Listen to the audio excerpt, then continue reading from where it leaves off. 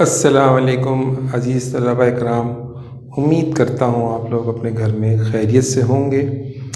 میں آپ کو مشورہ دیتا ہوں کہ آپ زیادہ سے زیادہ گھر میں رہیں اور اپنے آن لائن کلاسز لیں اور ریلیکس ہو کے گھر میں رہیں، کم سے کم اور ضرورت کے وقت باہر نکلیں، کیونکہ جو یہ وبائی صورتحال جو پھیلی ہوئی ہے اس کے تحت ہمیں جتنی احتیاط ہم کر سکتے ہیں ہم ضرور کریں۔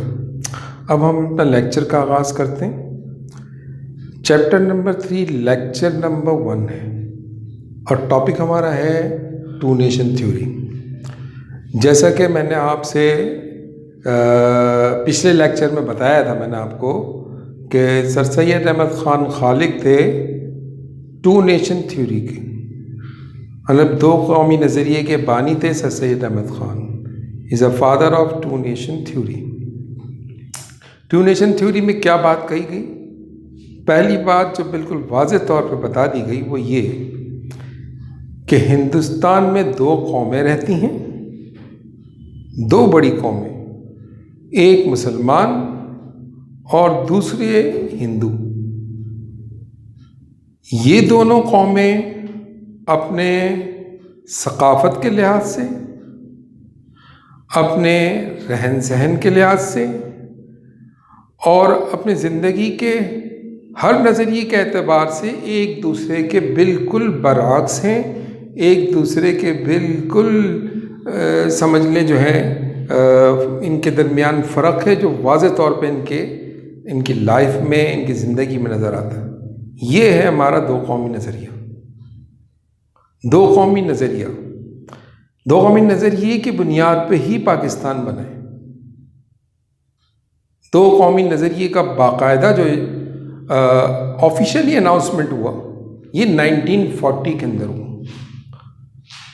یہ ضرور تھا کہ سر سید احمد خان نے اس نظریے کو پیش کیا، لیکن سر سید احمد خان جو ہے وہ براہ راست سیاست میں نہیں تھے۔ قائد اعظم جو تھے انہوں نے باقاعدہ 1940 میں دو قومی نظریے کا باقاعدہ اعلان کیا۔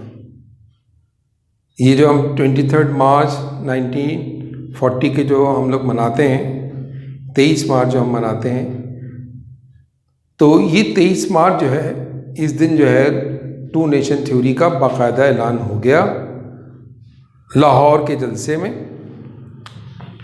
قرارداد پاکستان کے نام سے بعد میں یہ مشہور ہوا، جبکہ تھا یہ قرارداد لاہور، لیکن تاریخ میں یہ پھر قرارداد پاکستان کے نام سے مشہور ہے۔ لہذا یہ بات تو بالکل واضح ہمارے ذہنوں میں ہونا چاہیے کہ دو قومی نظریہ اگر نہیں ہوتا تو پاکستان بھی نہیں ہوتا، پاکستان کا وجود بھی نہیں ہوتا۔ دو قومی نظریہ ہی پاکستان کے وجود کا باعث بنا۔ اب ہم بات کرتے ہیں کہ اس ٹو نیشن تھیوری کے بارے میں ہمارے جو لیڈر ہیں قائد اعظم، وہی کیا کہتے تھے۔ قائد اعظم کی زندگی اگر ہم دیکھیں اور دو قومی نظریے کا جائزہ لیں تو یہ 1913 میں مسلم لیگ میں شامل ہوئے۔ اس سے پہلے کہاں تھے؟ اس سے پہلے یہ کانگریس کے حصے تھے، کانگریس میں شامل تھے۔ 1906 میں جب مسلم لیگ بن رہی تھی تو اس وقت قائد اعظم کانگریس میں تھے۔ قائد اعظم ہی کو پہلا جو خطاب ملا ambassador of Hindu Muslim unity, ہندو مسلم اتحاد کے سفیر کے طور پہ جانا جایا کرتے تھے۔ یہ ان کا پہلا خطاب تھا۔ کہیں نظر نہیں آتا کہ جہاں وہ اختلافات کی بات کرتے ہیں یا علیحدگی کی بات، لیکن حالات ایسے ہوئے 1940 تک کے ایسے حالات ہو گئے کہ قائد اعظم نے ہی مطالبہ کیا اور باقاعدہ اعلان کیا، مطالبہ کیا علیحدہ وطن کا، مسلمانوں کے لیے ایک علیحدہ وطن کا مطالبہ کیا اور باقاعدہ دو قومی نظریے کو پیش کیا۔ 1940 کے تاریخی جلسے میں وہ یہ کہتے ہوئے نظر آتے ہیں کہ یہ خواب ہی ہوگا کہ یہ دونوں قومیں ایک بن کر رہ سکیں، ہندوستان کے اندر، ہندوستان کی ریاست میں یہ دونوں قومیں مل کے رہ سکیں، یہ خواب ہی ہوگا، یہ قائد اعظم کا کہنا تھا۔ پھر اس کے بعد اسی تقریر کے آخر میں انہوں نے یہ کہا کہ پاکستان اسی دن وجود میں آ گیا جس دن پہلا ہندو مسلمان ہوا۔ اب آپ ذرا غور کیجئے کہ قائد اعظم جو ہے وہ کیا کہہ رہے ہیں، پہلا ہندو یا مسلمان ہوا، حالانکہ وہاں پر دوسری قومیں موجود تھیں، سکھ قوم موجود تھی کہ جو ایک غیر مسلم قوم تھی، ان کے بارے میں نہیں کہا انہوں نے۔ عیسائی قوم وہاں پہ رہتی تھی، بدھ مذہب کے ماننے والے وہاں پہ رہتے تھے، ان کا نام نہیں لیا انہوں نے، باقاعدہ جو نام لیا وہ لیا ہندو۔ تو اس کا کیا مطلب ہے؟ قائد اعظم کے ذہن میں بالکل واضح تھا کہ دو قومی نظریہ کیا ہے۔ مسلمان اپنے ثقافت کے لحاظ سے، مسلمان اپنے رہن سہن کے لحاظ سے، ہر لحاظ سے ہندو قوم سے بالکل ہی ایک علیحدہ قوم ہے، یہ قائد اعظم کے ذہن میں تھا، اور قائد اعظم نے اس کا عملی شکل پاکستان بنا کر دیا، اور اس کو عملی جامہ پہنانے کے لیے وہ مستقل جو ہے مطلب محنت میں لگے رہے۔ تو ہمیں تو یہ واضح طور پہ یہ بات مل جاتی ہے۔ دوسری بات ہے کہ ٹو نیشن تھیوری کا علامہ اقبال سے کیا تعلق؟ سب سے پہلے تو اپنے ذہن میں ہم یہ بات رکھیں کہ علامہ اقبال ہی وہ شخص تھے جنہوں نے مسٹر جناح، جو کہ خلافت موومنٹ کے بعد، تحریک خلافت کے بعد ہندوستان چھوڑ کے چلے گئے اور انہوں نے اپنی باقاعدہ وکالت شروع کر دی، لیکن علامہ اقبال ان کو خط لکھ کے ان کو بلا رہے ہیں اور اس بات پہ ان کو تیار کر رہے ہیں کہ مسلمانوں کا جو مسئلہ ہے، سیاسی مسئلہ، وہ آپ ہی حل کر سکتے ہیں، اور مسلم لیگ کو آپ کی ضرورت ہے۔ یعنی بالکل واضح طور پہ یہ نظر آ رہا ہے۔ خطبہ الہ آباد 1930 میں خطبہ الہ آباد جو ہے یہ بہت مشہور، مطلب الہ آباد ایڈریس کے نام سے مشہور تھا۔ الہ آباد ہندوستان میں ایک جگہ ہے، اس میں مسلم لیگ کا جو ہے سالانہ جلسہ ہو رہا تھا۔ اس سالانہ جلسے میں علامہ اقبال صاحب نے جو تقریر کی، اس تقریر کو خطبہ الہ آباد کے نام سے جانا جاتا ہے۔ اس میں وہی کیا کہہ رہے ہیں؟ وہ کہہ رہے ہیں ہندوستان کسی ایک قوم کا وطن نہیں ہے، یہاں مختلف اقوام بستی ہیں، اس میں سب سے علیحدہ قوم مسلمان قوم ہے۔ اب مسلمان کے لیے قوم کا لفظ استعمال کر رہے ہیں کون؟ علامہ اقبال صاحب۔ یعنی علامہ اقبال ٹو نیشن تھیوری ہی بیان کر رہے ہیں، اور اسی تقریر کے آخر میں علامہ اقبال صاحب کیا کہتے ہیں؟ کہتے ہیں کہ مجھے نظر آ رہا ہے، مجھے یہ بات واضح طور پہ نظر آ رہا ہے کہ مستقبل میں سندھ، پنجاب، بلوچستان اور سرحد کو ملا کے مسلمانوں کے لیے ایک علیحدہ ریاست بنا دیا جائے گا، یہ مجھے نظر آ رہا ہے۔ اسی وجہ سے علامہ اقبال صاحب کو مصور پاکستان کہتے ہیں۔ یعنی انہی کا یہ آئیڈیا تھا، پاکستان کا نام تو انہوں نے نہیں دیا، لیکن پاکستان کا تصور پیش کر دیا۔ 1938 میں جو ہے علامہ اقبال کا انتقال ہو جاتا ہے، تو پاکستان کو تو وہ نہیں دیکھتے، لیکن یہ بھی اللہ کی طرف سے مطلب جس جگہ پہ وہ دفن ہوتے ہیں وہ حصہ جو ہے پاکستان میں ہی شامل ہو۔ لاہور کی جو بادشاہی مسجد ہے اس کے احاطے میں ان کا مزار ہے، مزار شریف ہے علامہ اقبال صاحب رحمۃ اللہ علیہ کا، جو ہمارے پاکستان کے اندر شامل ہو۔ تو یہ واضح طور پہ یہ چیز نظر آ رہی ہے۔ اب ہم اپنی قومی زندگی میں دو قومی نظریے کی اہمیت دیکھ لیتے ہیں کہ what is the importance of two nation theory in our life, ہماری زندگی میں اس کا کیا مطلب، اس کی کیا اہمیت ہے۔ پہلی بات تو میں آپ کو واضح کر چکا ہوں کہ اگر ٹو نیشن تھیوری، دو قومی نظریہ نہیں ہوتا تو پاکستان بھی نہیں ہوتا۔ دو قومی نظریہ ہے تو پاکستان ہے۔ اب پاکستان میں ہمیں جتنی سہولتیں نظر آ رہی ہیں وہ جو ملی ہیں وہ صرف اس دو قومی نظریے کی بنیاد پر۔ مسلمانوں کا کوئی علیحدہ تعلیمی نظام تھا ہی نہیں، اور مسلمان جدید تعلیم میں ہندوؤں سے بہت زیادہ پیچھے تھے۔ ٹو نیشن تھیوری کی بدولت مسلمانوں نے علیحدہ وطن حاصل کیا جس کا نام پاکستان، اور اس پاکستان میں ہم نے اپنا نظام تعلیم رائج کیا، اور آپ اس کے بنیاد پر دیکھ لیں بے شمار پڑھے لکھے لوگ، مطلب پی ایچ ڈی لیول کے لوگ بھی موجود ہیں۔ جس قوم میں ڈھونڈنے سے 5ویں جماعت پاس کیے ہوئے لوگ نہیں ملتے، اس قوم میں آج جو ہے مطلب آپ دیکھ سکتے ہیں کہ پی ایچ ڈی لیول کے لوگ موجود ہیں،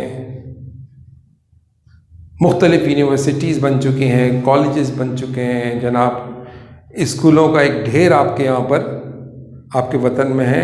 اگر ٹو نیشن تھیوری نہیں ہوتا تو آپ کا نہ نظام تعلیم الگ ہوتا، نہ ہی آپ کے پاس مطلب اسکولز ہوتے ہیں، نہ آپ کے پاس کالجز ہوتے ہیں، نہ یونیورسٹیز ہوتے ہیں، نہ ہی یہ پڑھے لکھے لوگوں کی جو کھیپ ہے یہ موجود ہوتی۔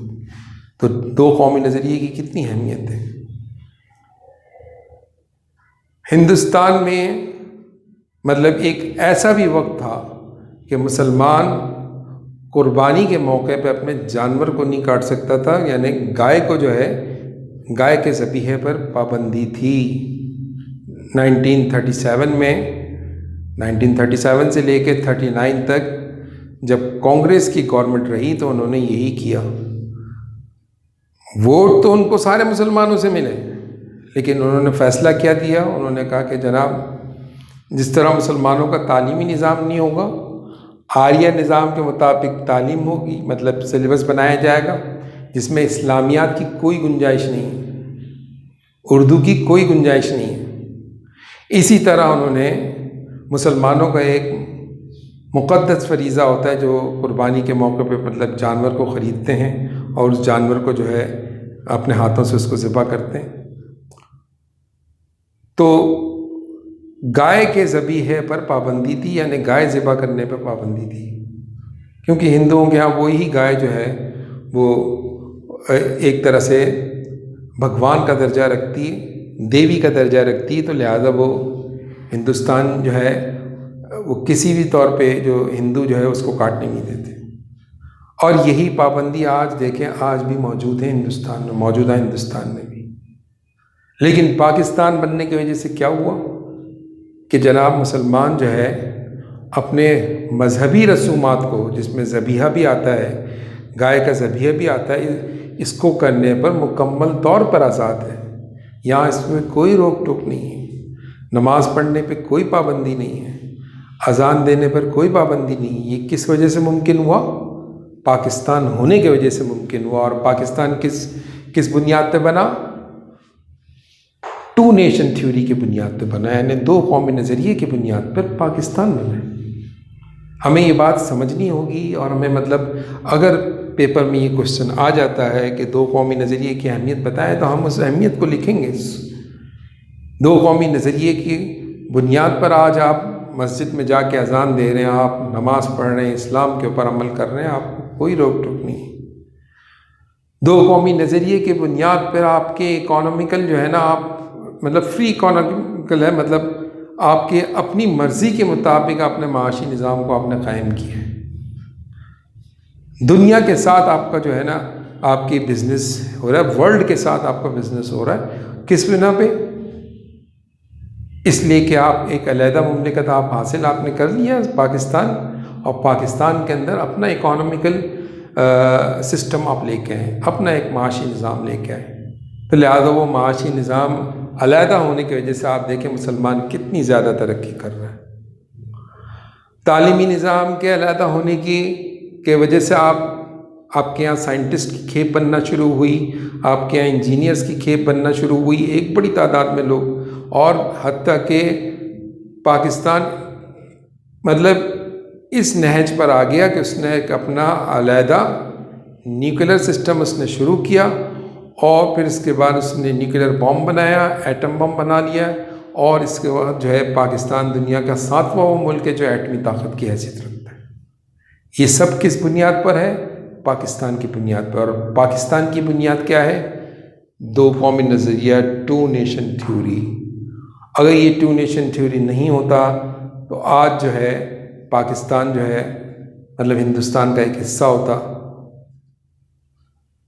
اور نہ ہی مسلمانوں کی یہ ترقی ہوتی، نہ ہی جو ہے مطلب پاکستان جو ہے وہ ایک اپنا ایٹمی طاقت کے طور پہ ابھر کے سامنے آتا۔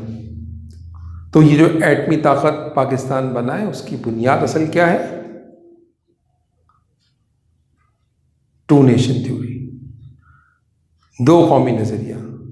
دو قومی نظریہ ہی جو ہے 1940 میں مقصد بنا، سیاسی مقصد بنا، کس کا؟ مسلم لیگ کا۔ اور مسلم لیگ نے اسی بیس پر اپنی سیاست کا آغاز کیا، اور قائد اعظم نے کسی طور پہ کمپرومائز نہیں کیا، ٹو نیشن تھیوری سے پیچھے ہی نہیں ہٹے۔ لہذا پاکستان جب بنا تو بظاہر تو یہ نظر آ رہا تھا کہ ایک ایسا ملک جو نوزائیدہ ملک ہے جس کے پاس کچھ بھی نہیں ہے، لیکن ان کے اندر ایک جذبہ تھا ترقی کرنے کا۔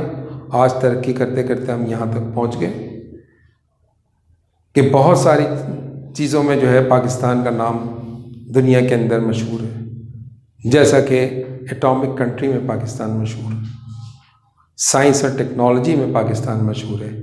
تو آپ اس بات کو سمجھ رہے ہیں کہ دو قومی نظریے کی کیا اہمیت ہے۔ امید کرتا ہوں یہ بات آپ کی اچھی طرح سمجھ میں آ گئی کہ دو قومی نظریے کی یہ اہمیت ہے۔ جب آپ کے پاس پیپر میں یہ کوشچن آتا ہے کہ آپ دو قومی نظریے کی اہمیت بتائیے، تو آپ اس اہمیت کو لکھیں۔ 2 سے 4 اہمیت آپ بھرپور طریقے سے اس کو آپ لکھ سکتے ہیں، اور مطلب آپ اس کو وہ کر سکتے ہیں، مطلب ایلیبریٹ کر سکتے ہیں اپنے کوشچن کے اندر، آنسر میں۔ تو امید کرتا ہوں کہ یہ بات آپ کی اچھی طرح سمجھ میں آ گئی۔ لہذا فی الحال میں آپ سے اجازت چاہتا ہوں، انشاءاللہ اگلے لیکچر کے ساتھ حاضر ہوں گا۔ اللہ حافظ۔